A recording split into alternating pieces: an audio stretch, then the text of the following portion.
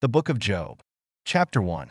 There was a man in the land of Uz whose name was Job, and that man was perfect and upright, and one that feared God and eschewed evil.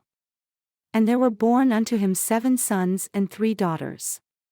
His substance also was 7,000 sheep, and 3,000 camels, and 500 yoke of oxen, and 500 she-asses, and a very great household, so that this man was the greatest of all the men of the east.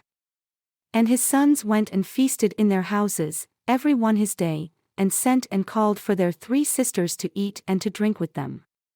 And it was so, when the days of their feasting were gone about, that Job sent and sanctified them, and rose up early in the morning, and offered burnt offerings according to the number of them all. For Job said, "It may be that my sons have sinned and cursed God in their hearts." Thus did Job continually. Now there was a day when the children of God came to present themselves before the Lord, and Satan came also among them.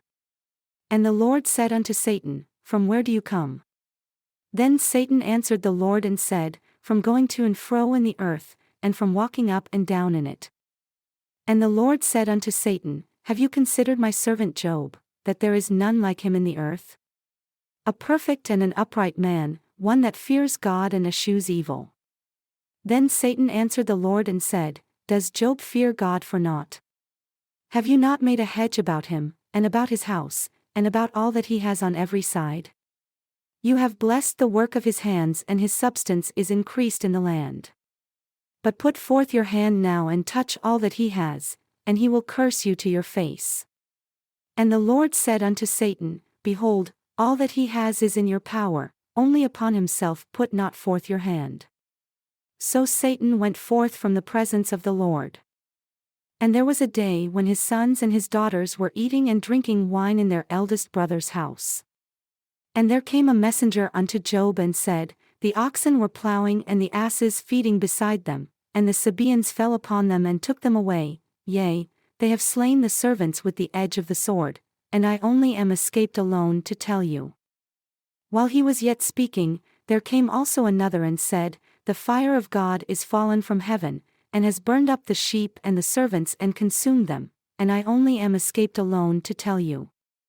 While he was yet speaking, there came also another and said, "The Chaldeans made out 3 bands and fell upon the camels, and have carried them away, yea, and slain the servants with the edge of the sword, and I only am escaped alone to tell you."